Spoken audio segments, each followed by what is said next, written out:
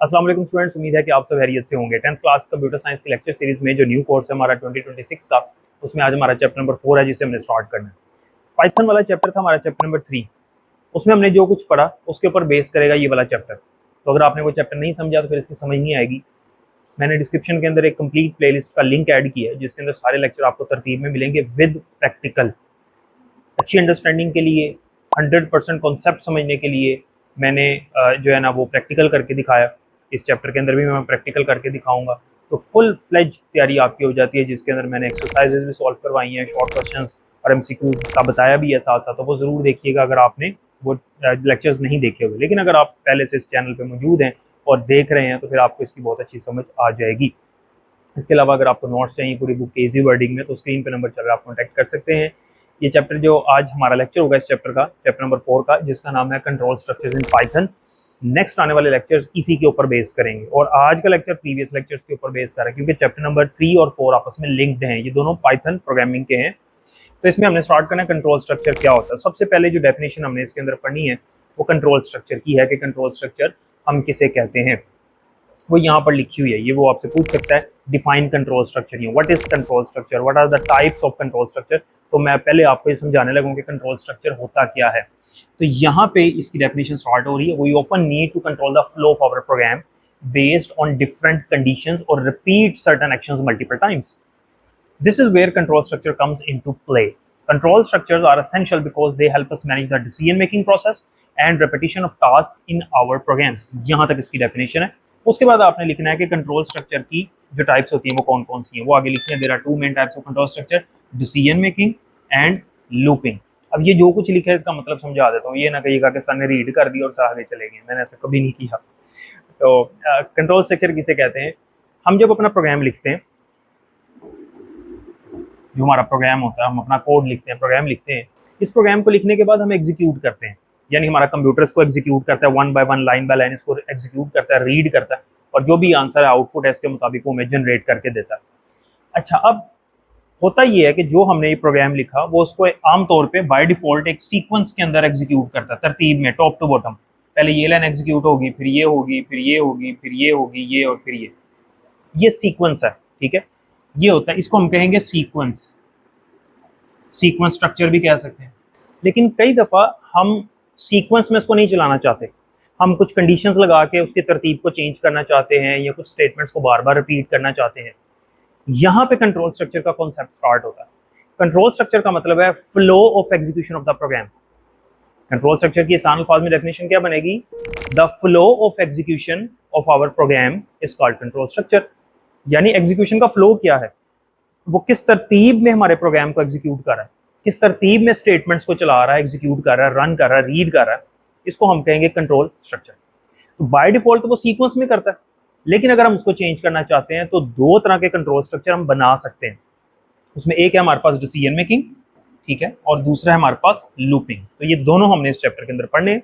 तो पहले हम पढ़ेंगे डिसीजन मेकिंग वाला जो कंट्रोल स्ट्रक्चर है वो क्या होता है। तो अब उसकी डेफिनेशन यहाँ पर मेंशन है डिसीजन मेकिंग की, ये आपकी दूसरी डेफिनेशन है इस चैप्टर के अंदर, बड़ी इंपॉर्टेंट है। और ये याद रखना है, डिसीजन मेकिंग को हम सिलेक्शन स्ट्रक्चर भी कहते हैं। ये कंट्रोल स्ट्रक्चर की टाइप है, सिलेक्शन स्ट्रक्चर, जिसको डिसीजन मेकिंग भी कहते हैं। क्यों कहते हैं डिसीजन मेकिंग और क्यों कहते हैं सिलेक्शन स्ट्रक्चर? डेफिनेशन इसकी यहाँ से स्टार्ट हो रही है, ठीक है, और यहाँ तक चलेगी। इसका मतलब समझते हैं। डिसीजन मेकिंग का मतलब यह है कि एक प्रोग्राम चल रहा है, ठीक है, प्रोग्राम लिखा हुआ, मैंने कुछ स्टेटमेंट्स मैंने लिखी हुई हैं, ये स्टेटमेंट एग्जीक्यूट हुई, यहाँ पर मैंने एक कंडीशन लगा दी। मैंने कहा जी कि अगर ये कंडीशन ट्रू होगी तो ये तीसरी लाइन को एग्जीक्यूट करना है, वरना इसको छोड़ देना है।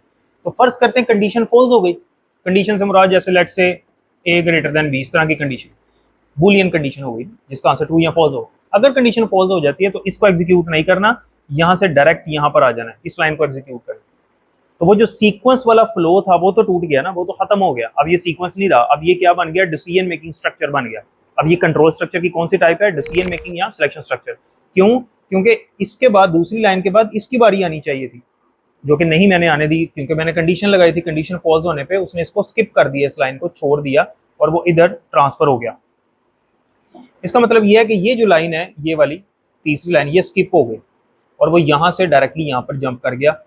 अब ये सीक्वेंस स्ट्रक्चर नहीं रहा। ऐसा जो स्ट्रक्चर कहलाएगा वो डिसीजन मेकिंग स्ट्रक्चर या उसको हम सिलेक्शन स्ट्रक्चर कहेंगे। तो क्या है सिलेक्शन स्ट्रक्चर की डेफिनेशन, देखते हैं। Decision making in programming allows the program to choose different actions based on the conditions. Condition के ऊपर डिपेंड करता है कौन सा एक्शन परफॉर्म करना है, कौन सी स्टेटमेंट एग्जीक्यूट करनी है और कौन सी छोड़ देनी है। This is similar to how we make decisions in real life. ये ऐसे ही जैसे रियल लाइफ में हम डिसीजन लेते हैं। अब आगे उसने एग्जांपल दिया, for example deciding whether to take an umbrella based on the weather. मौसम पे डिपेंड करेगा हम अम्ब्रेला यानी छतरी साथ लेकर जाएंगे या नहीं जाएंगे। It depends on the situation, it depends on the condition. Python provide variety of conditional statements to implement decision making. अब डिसीजन मेकिंग बनाने के लिए हमारे पास कुछ स्टेटमेंट्स हैं, वो हमने पढ़नी है। तो आपने याद रखना है कि हमारे पास डिसीजन मेकिंग को बनाने के लिए जो स्टेटमेंट इस्तेमाल होती है वो इफ स्टेटमेंट होती है, फिर इफ एल्स भी होती है, तो वो उसने यहाँ पर लिखी हुई है। तो पहले हम ये समझ लेते हैं आज के लेक्चर में कि इफ स्टेटमेंट क्या है, फिर हम इफ एल्स की तरफ आएंगे।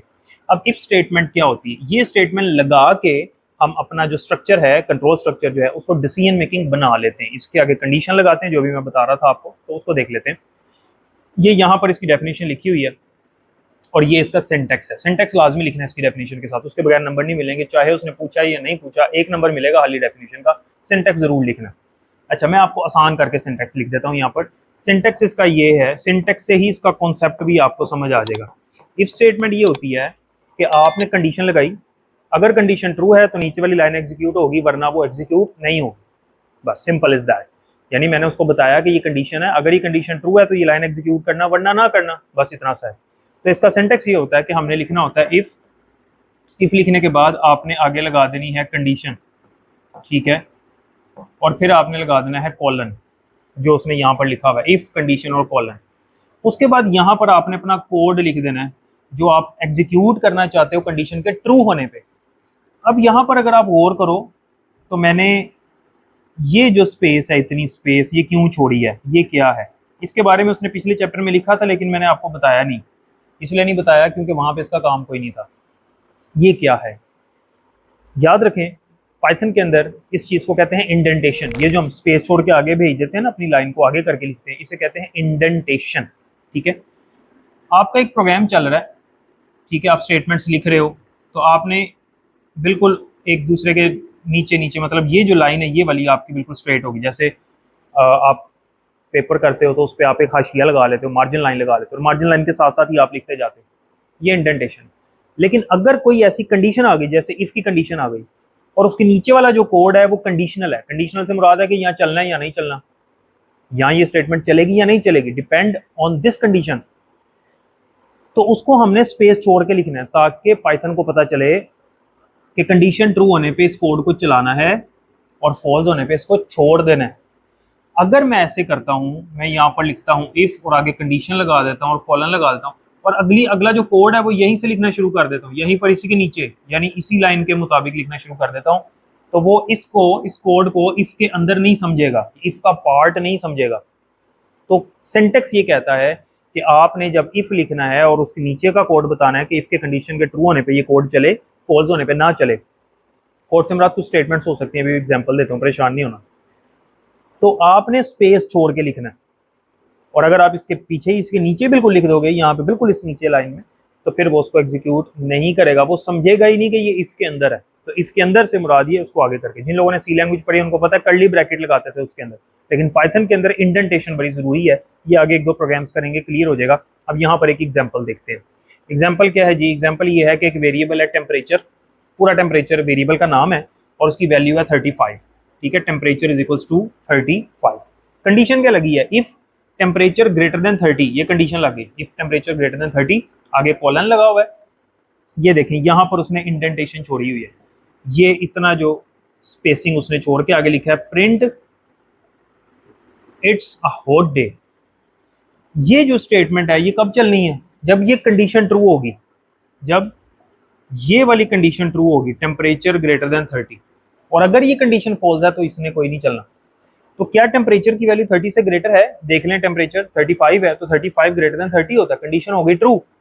जब कंडीशन ट्रू हो गई तो इसने तो एग्जीक्यूट होना है, तो फिर आउटपुट क्या आएगी, इट्स अ हॉट डे, क्योंकि प्रिंट के अंदर इन्वर्टेड कॉमास में एक मैसेज डिस्प्ले किया हुआ है, तो ये आउटपुट आएगी इट्स अ हॉट डे। और अगर ये कंडीशन फॉल्स होती, मिसाल के तौर पे मैं ये कहता हूँ कि ये जो 35 है इसकी बजाय मैं इसकी वैल्यू कर देता हूँ 27, अब ये कंडीशन फॉल्स हो जाएगी ना, क्योंकि 27 30 से ग्रेटर नहीं हो तो लेस होता है। अब जब कंडीशन फॉल्स हो गई तो फिर इसने नहीं चलना, इसने नहीं चलना, सिंपल। और जब इसने नहीं चलना तो यहाँ से डायरेक्ट नीचे आएगा, नीचे कुछ है नहीं था, आगे कुछ भी नहीं है, प्रोग्राम खत्म हो जाएगा, तो कोई आउटपुट शो नहीं होगी। क्यों? क्योंकि ये प्रिंट का फंक्शन चला नहीं, आउटपुट में कुछ नजर नहीं आएगा। हाँ, अगर नीचे कुछ स्टेटमेंट्स होती तो उन्होंने चल जाना था। मिसाल के तौर पे मैं एक एग्जांपल आपको देता हूँ, ये जरा आप समझिएगा ध्यान से।